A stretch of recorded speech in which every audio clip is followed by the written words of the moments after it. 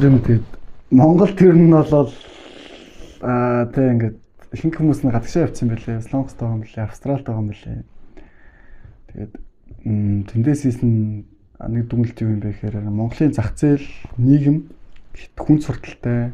Тэгээд дээрэс нь их ажилуулдаг мөртлөө бага цалин өгдөг, шудраг бус, дээрэнгүү, завхаарлагтай, архитекттэй, лөөр ихтэй, арын алга, авилгал ихтэй ийм нийгэм Монгол зөндөө байдаг учраас яг сайн хүн бай гэвэл эсвэл их мөнгө олъё гэвэл хин нэгний улыг долоохгүй, бүксийн долоохгүй, лөөр хийхгүй гэр тэ их мөнгө олъё гэвэл гадагшаа явах сонголт хүмүүс хийх юм бэлээ. Энийг одоо л ойлгож байгаа.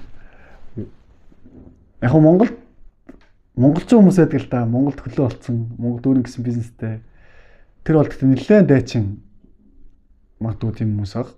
Ихэнх ер нь ийддэг даруухан гэх юм уу те тав тухт дуртай, эрхчлөөн дуртай тийм хүмүүс нь бас Монголоос гадагшаа бас нэлээдгүй амьдрал юм байлаа. Яг тэгэхээр тэрийг сүүлд мэдэрсэн энэ хараа энэ сошиалын ач холбогдол гэх юм уу? Facebook дээр бас нэг олон биш юм аа гэхэд нэг ойдын дагагчтай болсон. За тэгээд дагагчдын найз нөхд гэх мэтлэн ингээд танилцж авсаар байгаад гадаад амьдардаг, Европт амьдардаг, Америк, Япон, Солонгос гэх мэтлэн амьдардаг, Австрал гэх мэтлэн тийм шамартай болсон байхгүй юу? Тэгээд тэндээс яг юу болсон бэ гэхээр юу болсон? Ер нь бол Австрал, Солонгос гэмчлээ бас орнд монголчууд нэлээд байгаа юм байна. Яагаад гэвэл тэнд Америкаас нэг шимнэртэй болж амжаагүй л байна.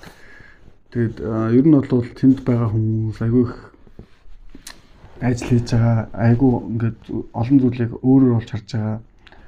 Мөнгөний тухай өөрсдөхүүгээр хардаг гэх мэтчлэнтэй одоо эрүүл байхыг хүсэж байгаа. Тэгээд дээрэс нь тав тухын хангагдсан ба шүү дээ. Тодорхой хэмжээний санхүүгийн эрхчлөөнд түрээд тодорхой хэмжээний зовлон жаргал үүссэн дараа хүн юу хийх юм бэ? Тэгэхээр эрүүл мэндийг хадаг байхгүй мөнгө хийх хадаг. Монголд байгаа монголчууд ягаад энэ сэдвийг нэг сонирхдаг юм бэ гэхээр тэр хүмүүсийн анхдаг хэрэгцээ зарим утгаараа хангадаагүй. Хоолноос хоолны хооронд явж итэл чинь юу урт нас вэ чиж одоо.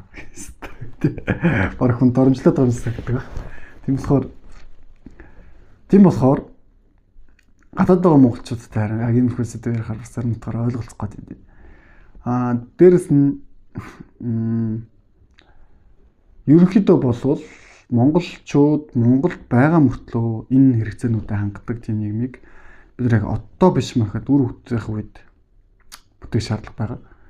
Дээрэс нь хүн суртал тэгээд мөнгө хүч чадал гэдэг зүйл нь дандаа муу хэсэгтэй байгаад цөөн хэсэгтэй байгаад тэгээд ихэнх масс нь тийм хэцүү зовлон дундаа байх юм бол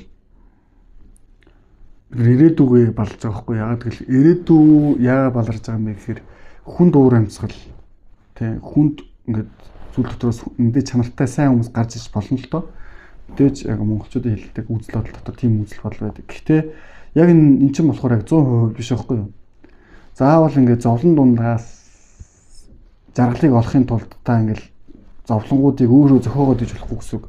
Одоогийн бидний нийгмийн бүтээсэн энэ зовлонгууд болохоор зохиомл байхгүй юу? Тийм байх заавал албатай биш байсан. Бид өөрөө л зөвхөн муруу сонголтууд, муу ихтгэл үнэмшлүүд тэг ингээд хангалттай төлөвшөл, хангалттай ухаарал байхгүй учраас бид ингээд гинэн амьдарч идэг. Тийм болохоор энийг өөрчлөё гэж бодоод гэхдээ фэйсбүүкээр мулаач нэмэр байхгүй. Нэг хүн заавал биш заяа. Нэг хүн ганцаараа сайн байгаад ямар ч нэмэр байхгүй. Ягаад би бас заавал юм сошиал хийм бэхээр би гав ганцаараа энэ зүйлийг ойлгоод ямар ч нэмэр байхгүй юу? Ганцаараа ойлгосон бол би чимээгүй байх л сонголт үлддэг. Харин олуулаа ойлгоод ирэх юм бол, олуулаа өөрчлөгдчих юм бол тэгээ бид нар ингээд нийгмийг бас өөрчлөх боломжтой.